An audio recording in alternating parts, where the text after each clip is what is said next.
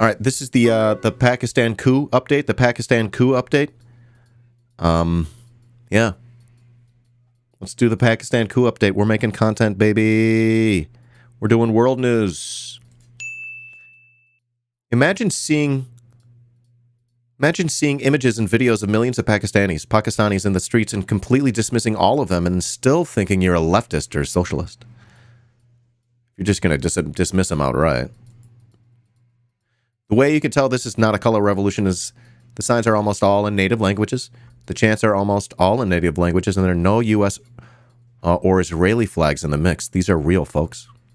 What is this? It's deleted? Suspended? What's going on here? I don't know. Turning your nose up and looking down at a massive uprising that's rooted in national sovereignty and calling for an end to oligarchy, end to neocolonialism and militarism just because they're not quite where you are in your own political development is a bit condescending. This is one of the best and most balanced, well-informed, and critically intelligent analyses of what happened in Pakistan since Imran Khan was elected in 2018. This is Waqas. I don't know this guy's name. This guy's brilliant. Interviewed by Justin Potter. I don't know. And the title of it is Pakistan, I Think It Was a Coup. And that's sort of what I've been talking about lately.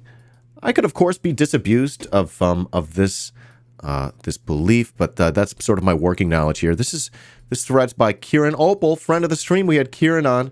Make sure you watch my interview with Kieran on my YouTube channel. Subscribe to my YouTube, hit that bell, like and subscribe and comment. Let's get into this.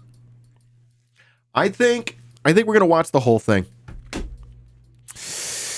And we're going to do two things here.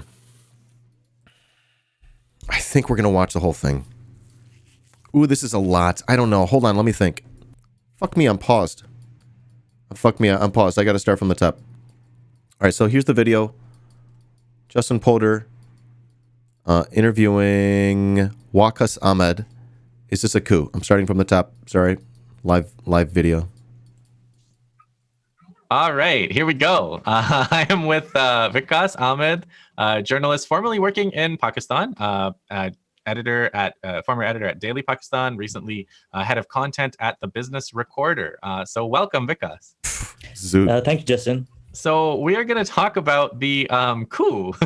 I know I shouldn't call it that. Maybe it's a constitutional transition and no confidence vote in Pakistan. But I think why don't we first talk about why we maybe think it may have been a coup? Actually, do you want to start with that?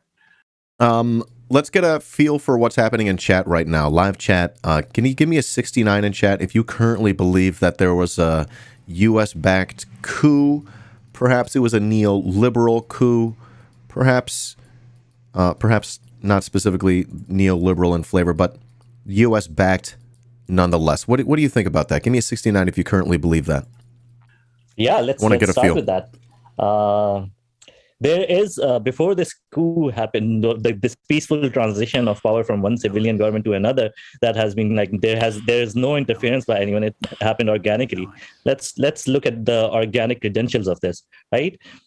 So one of the biggest accusations against the PTI government before this whole thing started since 2018, Bilawal, the head of opposition party PPP, and Maryam Nawaz Sharif, one of the leaders of PMLN, have been accusing Imran Khan of one specific thing, and his government was called a selected government. So what does the word selected mean? Selected, that was an accusation on Imran Khan's PTI government. Selected, according to them, meant that Imran Khan was brought in by the military.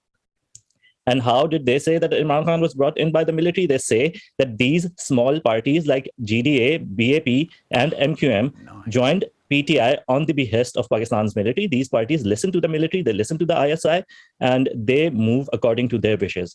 So what did we see when all of this happened?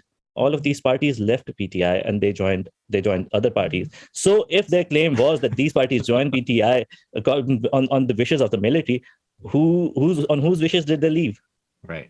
Right. So I mean, there is on the Pakistani left, I think I've heard this a number of times, the idea that this is just a kind of a intra-ruling class spat It's not a big deal, and it has nothing to do with the working class. So does that mean that in some sense there is an argument that Imran Khan was sort of like the army candidate back in 2018? I think that's plausible, at least in the sense that, no candidate maybe can make it all the way to the prime minister's office without some, at least they can't fully oppose him 100% and have him get there. No? What do you think of that? Yeah, definitely. There can't be, there are no absolutes, right? Yeah. So you can't like completely say that this is completely divorced from what is happening on the ground or the wishes of the people or the working class. You can say that obviously all politics, power politics is removed from the working class. That is true. That is the nature of how the current system is built. Yeah. It is a capitalist system, and power politics works this way.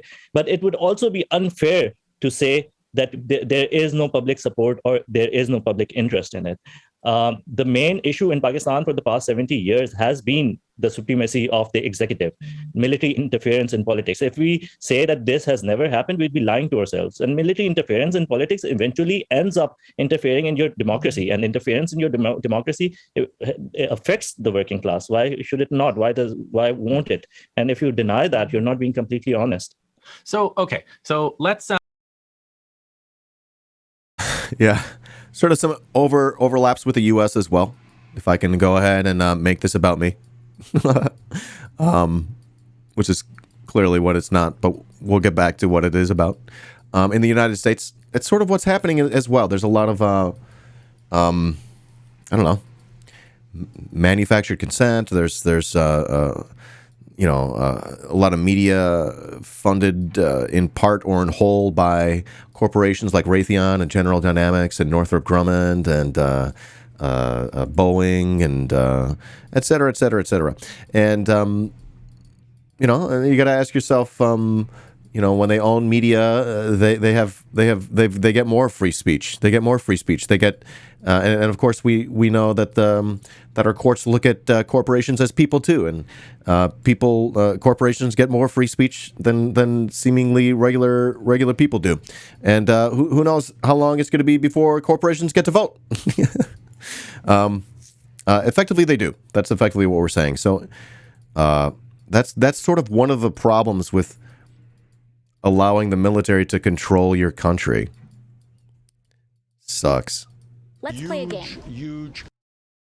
Let's talk a bit about the chronology, just to make sure everybody listening understands. So Imran Khan's prime minister as of 2018, right?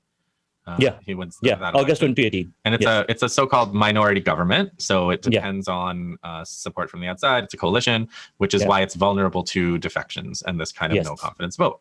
So in between 2018 and 2022, it's a 5-year term, so it would have expired next year. Right? Next year, yes. Yes. And in between those 4 years, we had COVID, we had the pandemic, and then we also had this major event of the Taliban ousting the U.S. from Afghanistan. Yeah. I actually really like that framing. Instead of saying the U.S. pulled out,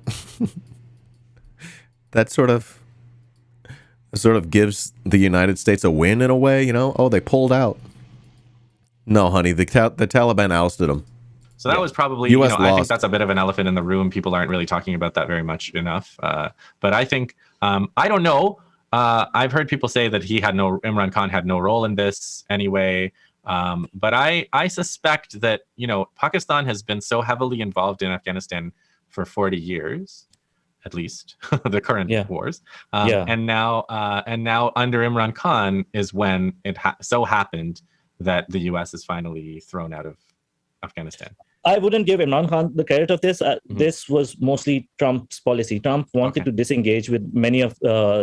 So again, I'll pause. I know we're learning a lot about Pakistan. I do want to remind you what I am trying to do as well as focus on what makes this a good talk, what makes this a good interview. What is the interviewer doing specifically that's allowing this to be so good? I think it's good. The U.S. engagements abroad. And you can say with all of his shortcomings, Trump was less of an imperialist than Democrats have been. So, and Biden eventually continued. I guess there was an understanding in Pentagon that direct engagement or boots on the ground in Afghanistan had become unsustainable. It just so happened that in Pakistan, we had a prime minister who agreed to that specific policy. Right. And in 2018, last year in 2021, when it finally happened and Imran Khan was in office, he appreciated that. Yeah.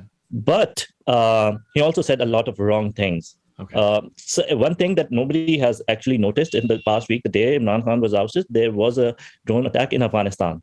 An American drone strike in Afghanistan after such a long time.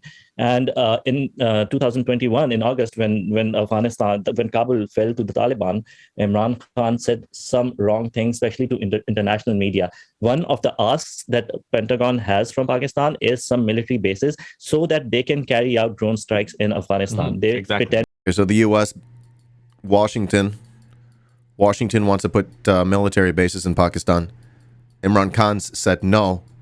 This is another reason to put another piece of evidence in our these days. I'm sorry, another piece of evidence to help convince us or give us confidence in the belief that it indeed was a U.S.-backed coup. The U.S. don't like that. That is not true, but the cost of and the time and cost generally involved in carrying out drone attacks from like bases in Qatar or Saudi Arabia or even UAE is much higher. Absolutely. And it's not tenable in the long run. You can have a few drone strikes, like the one that happened recently has happened after a long time. Like the last one happened in August, so this is a fresh one. Eventually, they need one secret base like Shamsi. Pakistani army had provided the Shamsi air base during the war on terror, where Pakistani army did not have any boots on the ground. It was completely run by the Americans, where they carried out drone attacks from. So it's important not to have presence as much as they used to have during the war on terror days, but at least had a forward operating base for the drones. Yeah, that's what I think. So Imran Khan shut that door completely. Yeah. He could have been diplomatic last year in August. He could have said, "Oh, we'll talk about it." This is what the military wanted, to have some room to argue, to have some room to maneuver. But Imran Khan said the wrong thing. He completely shut that door by putting an absolutely in front of a not. So that was one of the reasons that he had to go. So that's one. And then there's also, I mean, when the CIA does these kinds of covert operations,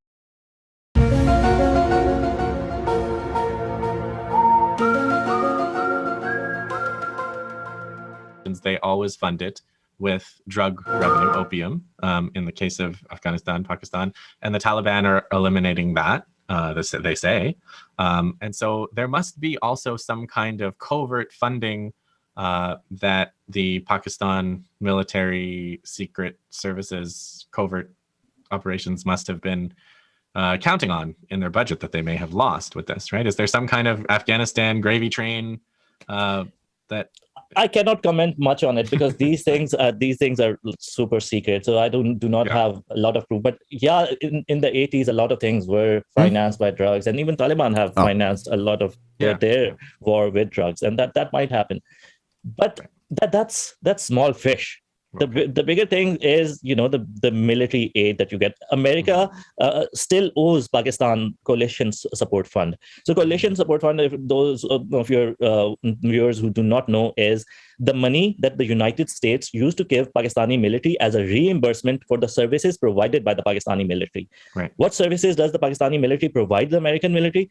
Attacking terrorists on the Pakistani side of the border, running operations that coincide with American military interests. So Americans say, run an operation here. Pakistan army goes into that town, cleans it up, and then sends the bill to the Pentagon and it goes into the Senate. That CSF has been stopped for a long time now. Right. And give me a 69 in chat if you didn't know that before today, like me. I did not know that before today. We rent the Pakistani army to go clean up other places. Big yikes. There is a bill that Pakistan army... Oh.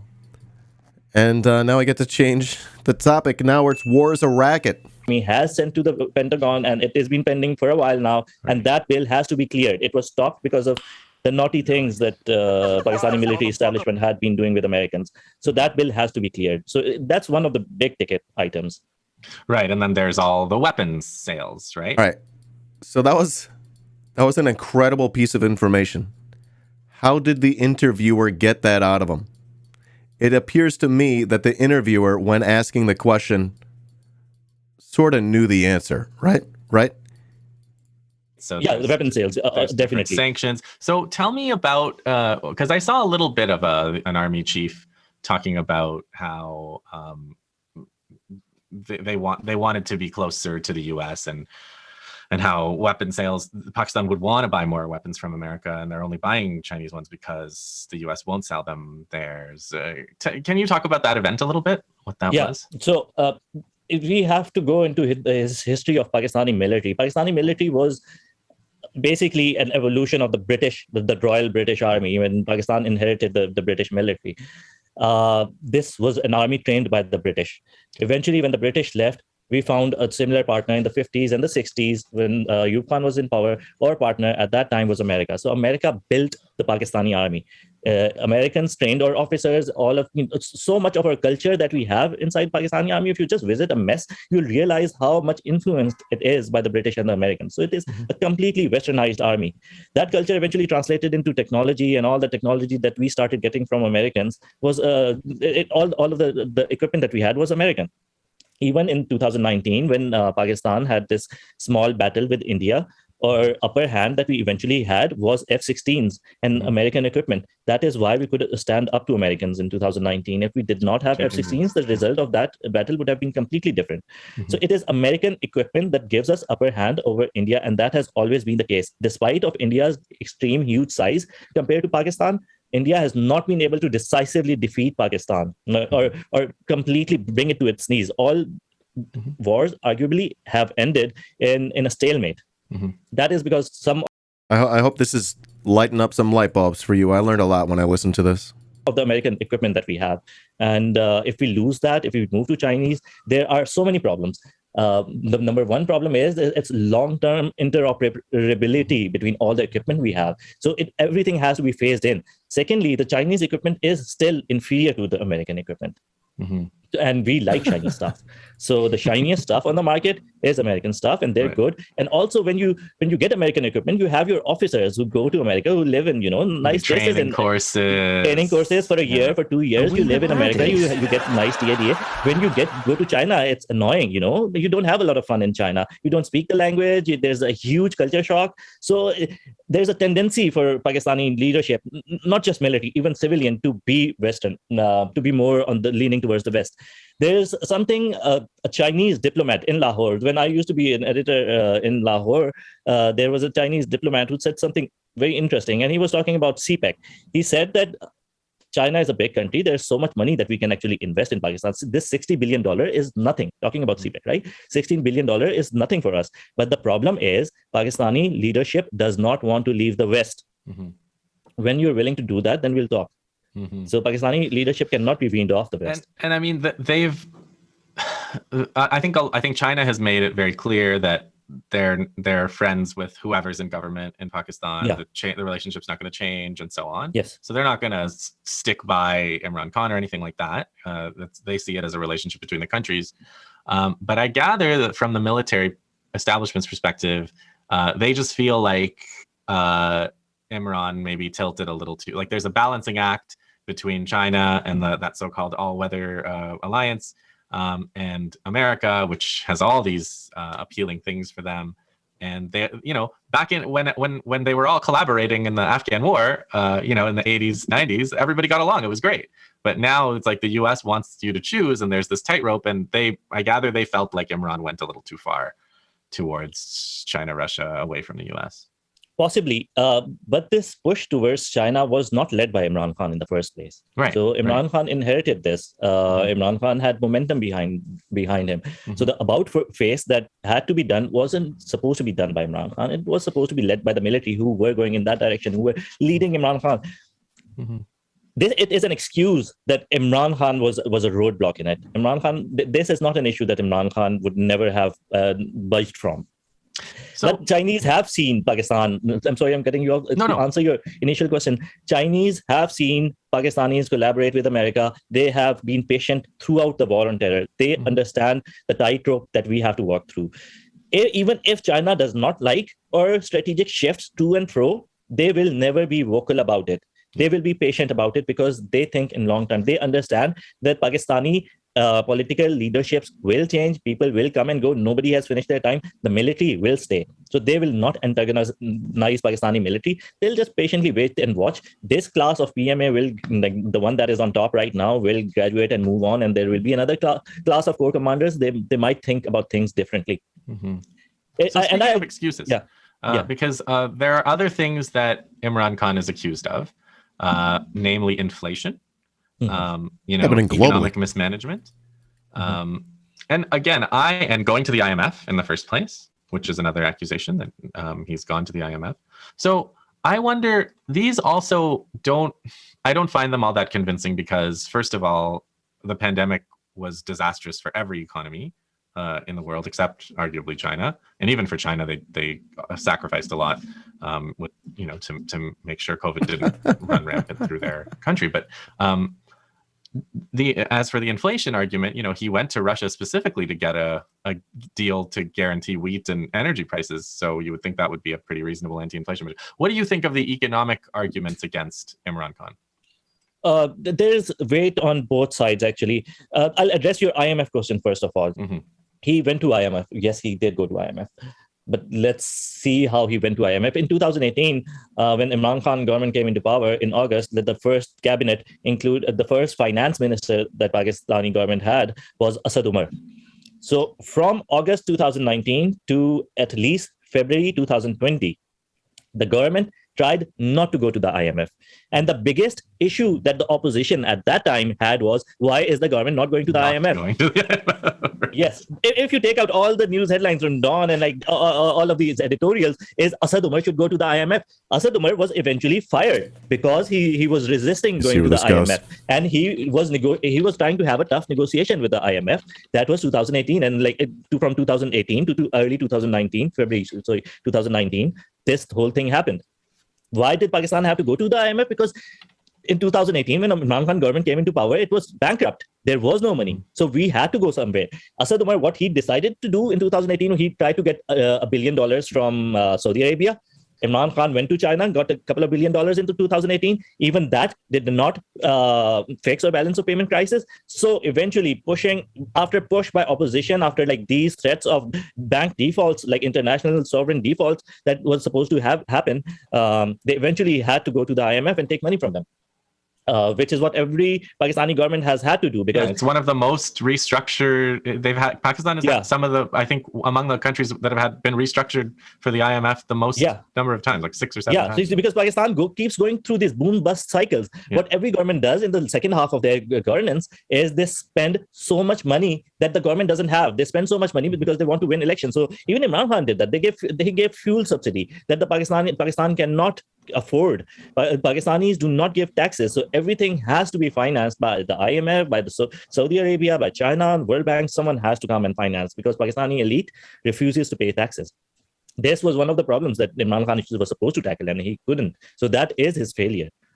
Right.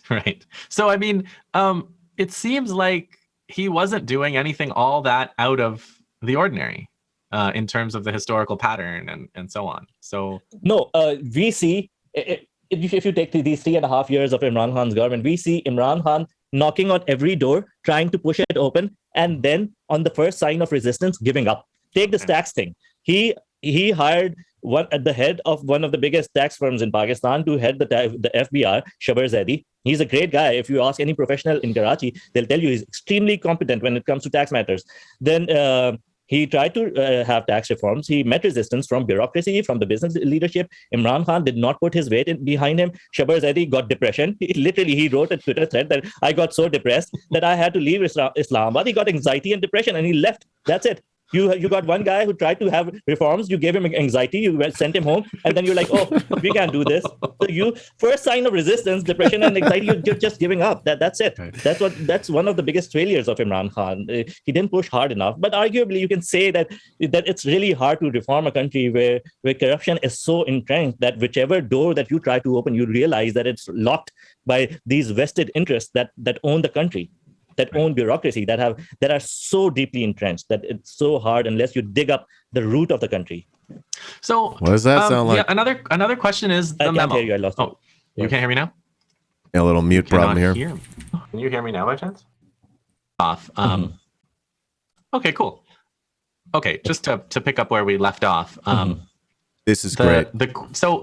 Okay, because we're talking about, I think we're doing a kind of an honest assessment of Imran Khan, like flaws and all. That seems to be how we've ended up. But the question is, so the people start defecting from PTI. The non-confidence vote is coming, and then Imran Khan comes out and says no, because these people have been meeting with the U.S. at the embassy, and it's a conspiracy.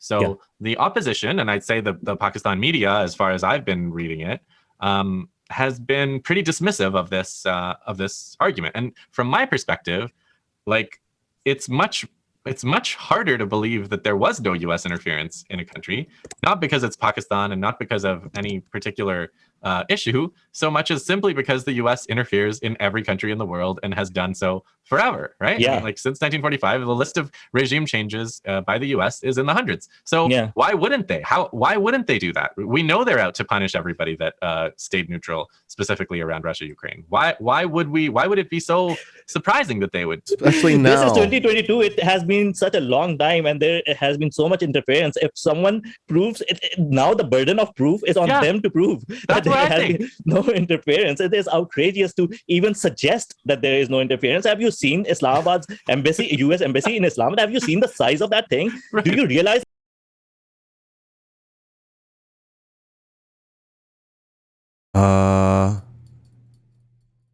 It looks like a university. It looks like a small university. Like all the dorms on campus from a small university. Big yikes. Okay, let's continue. How many people live in that thing? Why do they live? Have you seen the photos of the meeting that these people have been having with the Pakistani politicians? There's like hundreds of photos. Why have they been meeting all of these people if there is no interference? Imagine the Russian ambassador in Washington or in New York going around meeting all of the Black Lives Matter leadership or any of the opposite party. I mean, or QAnon, like just talking to them, like meeting Trump, the sky would collapse if the Russian ambassador today met Trump. Yeah, they took out some Facebook ads in 2016. Yeah, they took out Facebook ads. America lost their minds. Yeah. That is so fucking important. You have to like hold those two facts in your mind right now. Like they don't square. It's so interesting. Hanging over Trump for 5 years and the Russiagate investigation, and just because of Twitter posts, like Facebook posts, there was nothing. And it was elections rigged. The elections that Trump got elected in, they were not rigged. They were completely constitutional, but they would have removed Trump. We have to face the facts that happened constitutionally. That's scary shit. The ties to Russia had been proven, and I think that was not a great investigation anyway. Right. So that's the same argument that I guess I like these two guys. They got a vibe. Was making. So where does, there's another phrase that I gather it comes from the current now prime minister, which is beggars can't be choosers. Where does that fit in? Can you tell us the story of beggars can't be choosers?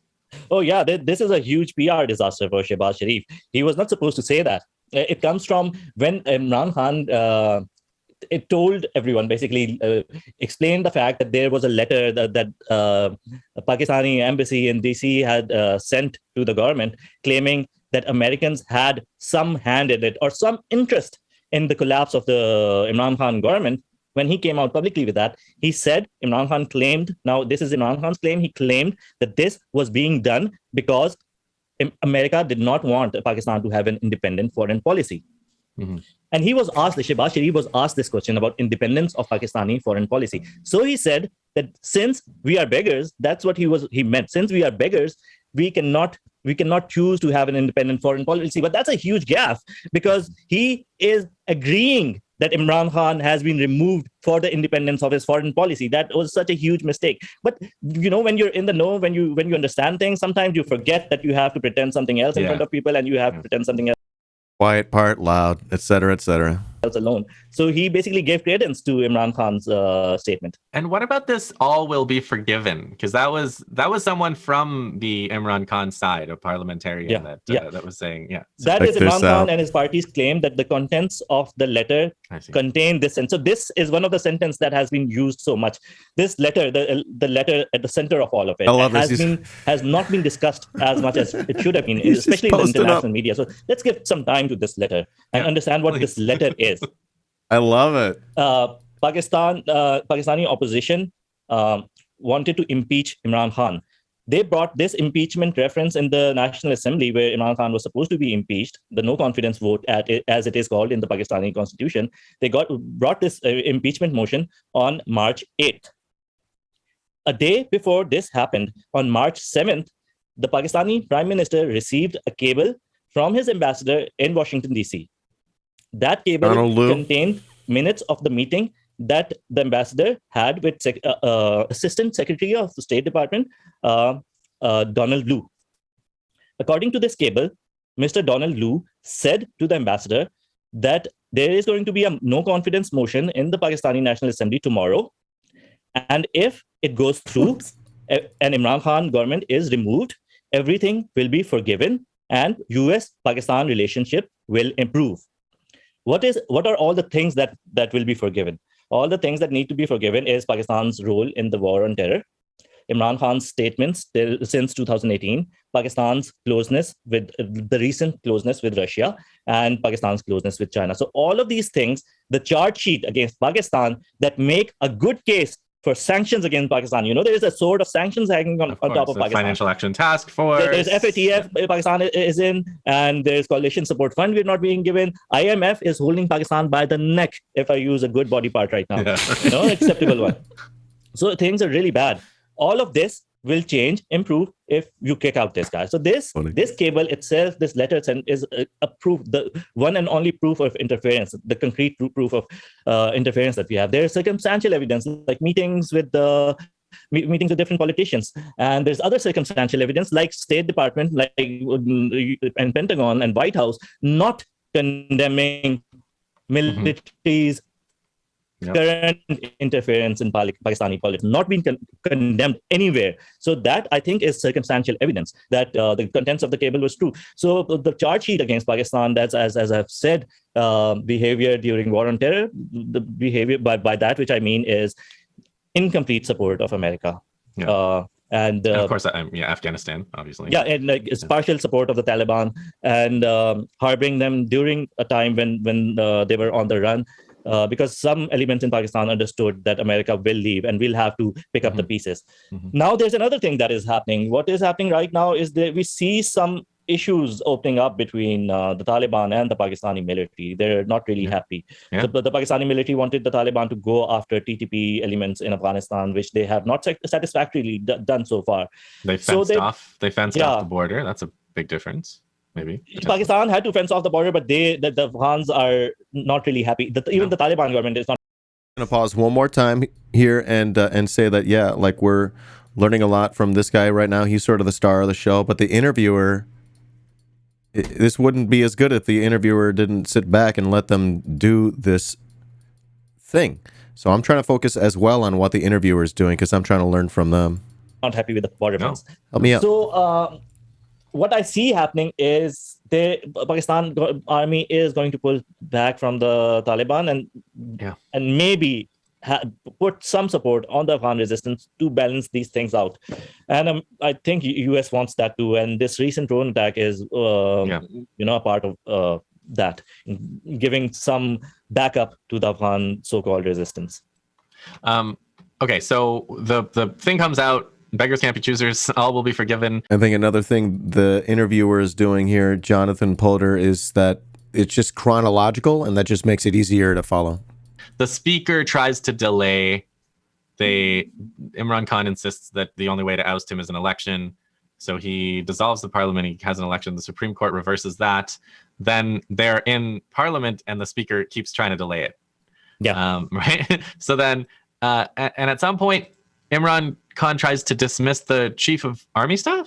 That is a rumor. It has not been corroborated yet. Okay, but somebody was going to get arrested. We are not sure Okay. If Imran Khan tried to remove the chief, but we are sure that the chief tried to stop his removal. Because there's only one document that exists. So this is so funny. This is hilarious. Chief tried to stop his removal because there is a documentary evidence of Chief trying to stop his removal, but there is no evidence as of yet about Imran Khan trying to remove the chief. I'll tell you this story. This is so funny.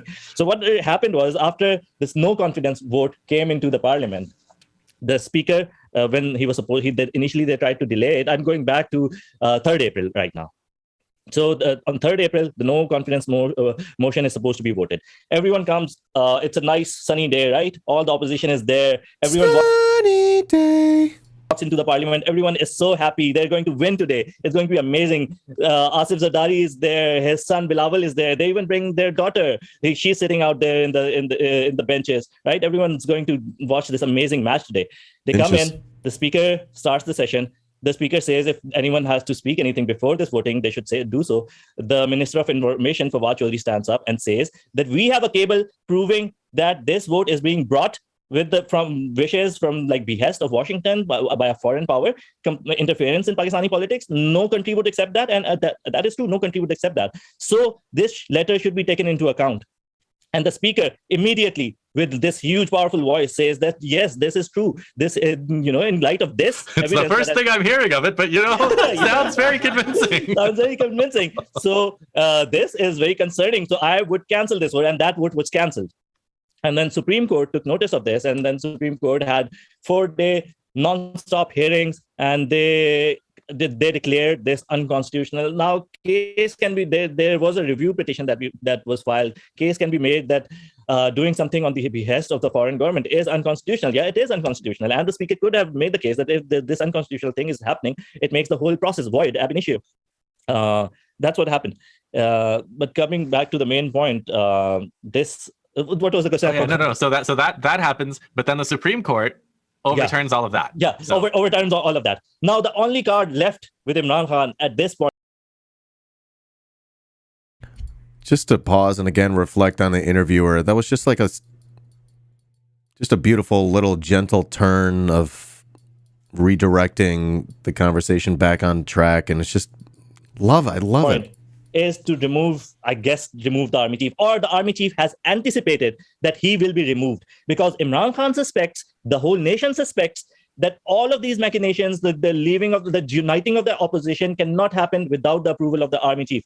So this guy, who may have been working in the shadows against Imran Khan, has to be removed. Imran Khan reaches this conclusion, or the chief suspects that Imran Khan will reach this conclusion. The night before Imran Khan was finally removed, there was a rumor that Imran Khan has fired the army chief. As soon as that rumor spread, there's this guy in Islamabad. He goes to the Islamabad High Court, knocks the door of the Islamabad High Court in the middle of the night, 12 a.m. I don't know which door you knock to get the High Court opened at 12 a.m., but this guy knew. Nobody else knows. You don't know that, okay? Mm-hmm. Nobody in Pakistan, this guy knows. He opened the High Court at 12 a.m. in the morning or night, whatever you call it.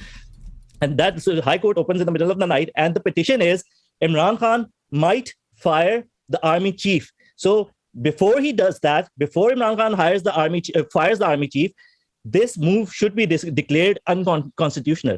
Now, Imran Khan, as the chief executive of the country, as the prime minister, has the power to fire the army chief. There are no two ways about it. Why did this guy go to preemptively stop that from happening?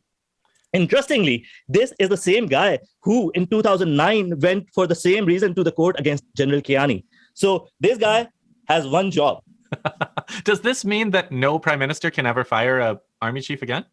No, this was not heard in the court. The petition was filed, but the petition would have been heard only if prime minister had fired him. So I'll share that with you. The petition has a blank space for the number of for the reference number of the petition, that for the letter, for the order, Imran Khan's order that was supposed to fire. So that is a blank space where the number of that order has to be written. That this order number XYZ has to be voided by the court, and that space is blank. Literal get out of jail free card. Get out of jail free card. And the funniest thing about this get out of jail free card is that it was made in March.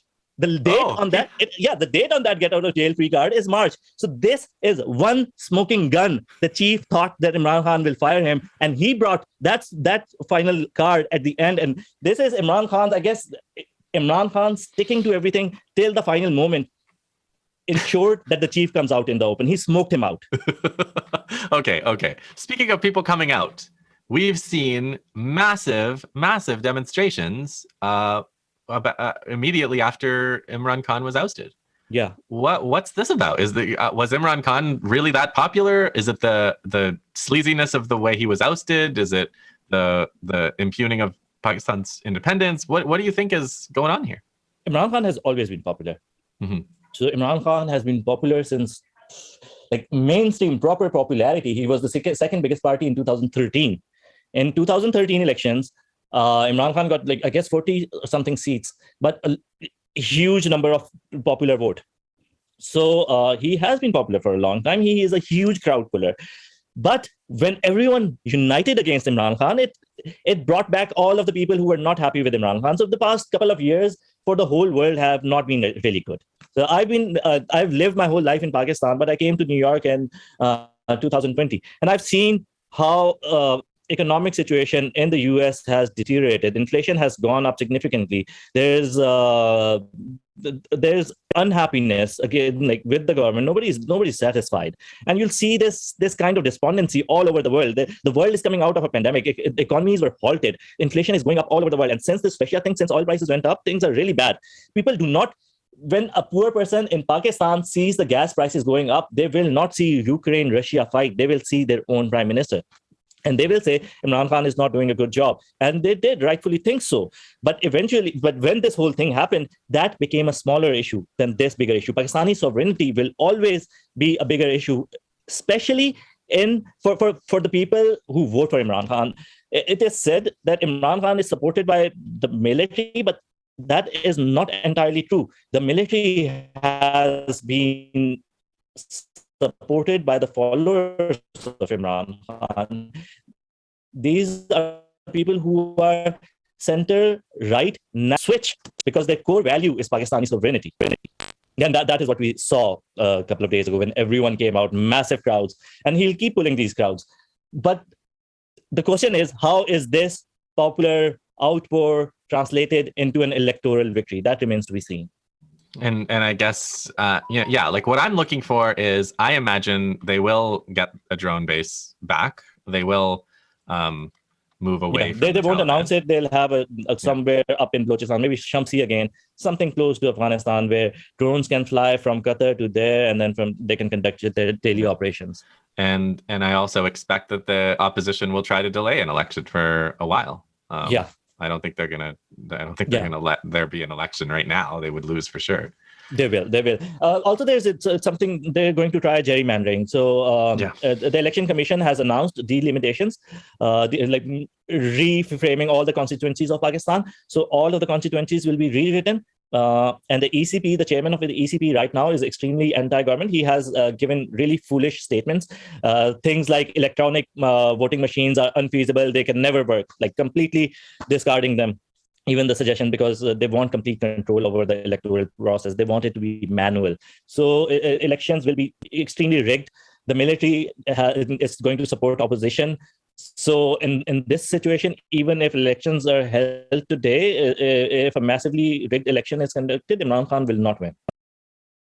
Which is the reason why this vote was brought in, which is also, one of the reasons. Because Pakistan was going into elections next year anyway. There was no reason for this last year to insist on coming into power last year. Let Imran Khan take all the... he can wear all these bad policies and they can spend the rest of the time criticizing him and go take him to elections. But there are prizes on the line. The biggest prize is in November, the army chief's extension or, the changing of the army chief is coming up. His retirement is coming up in November. The opposition wants to control who the next army chief is. If they control who the next army chief is, they control the elections, they control the DGISI. If they control all of these things, they ensure that they come into power.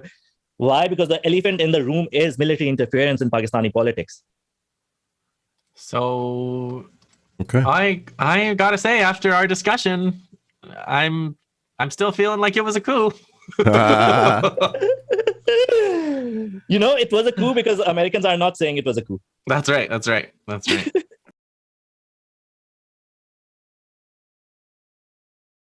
How dare you? Oh goodness. All right. Well, that was yeah. It's not. I mean, I do think they must have been somewhat surprised by the outpouring of Yeah. the demonstrations. Military always they have this hubris, this classic military hubris. They think that they brought Imran Khan into power, which is not entirely true. I was in Lahore when 2018 elections were happening. I saw the support that military gave Imran Khan, and I saw the support that Imran Khan gave the military. It is not 1% of what has happened now. This is crazy. This is blatant. This is dialed up to 11. That was there was some collaboration between the military and Imran Khan, but that was nothing. And military benefited more from it. There were so many candidates that Imran Khan could have fielded that were replaced by the military candidate. There were military candidates who got the popular support that Imran Khan's candidate would have gotten. So all of the Imran Khan's vote went to these electables that were backed by the military. Right. So military. He's a fan of Spinal Tap. I like that. Thought these power brokers. They thought that no, Imran Khan is a pawn. He's just a child. We're backing them if we take the support, but we haven't seen that. Let's see if you take the support away from Imran Khan, and let's hold a free and fair election. Do not support PMLN. Do not support PPP, and let's see who wins a free and fair game. But they will not do that. They will never do that because they want to ensure one thing. Even in 2018 election, they wanted to ensure that Imran Khan government comes into power, but it is a weak coalition government. So the support that military gave to the Imran Khan was ensuring that it does not have 2/3 majority. It is a weak coalition government, so that we can do what we just did. Yeah. Well, I guess it slows the process down a little bit of into the inevitable rise of Eurasia, and the inevitable decline of the U.S. But it looks to me like the Americans have won this one. Yeah, but the democratic process in Pakistan has taken a hit. Yeah. So this is a very long struggle, and it is so unfortunate that Pakistani democracy has gone back at least 20 years. We are back in Musharraf era, and we're doing the same thing. This is American-backed military coup, just like it used to be. Good old days are back. The boys are getting back together. Hussain Haqqani and all the people are back in action. Guys are getting bases back. Russia will be taught a lesson. This is the empire once again exerting itself because Trump had stepped back. There were fires all over the globe. Now the Democrats have to put out those fires. And Imran Khan was this dumpster fire for the empire. They put it out. It's gone. They put it out. All right, Waqas, thank you so much. Thank you, Justin, for inviting me.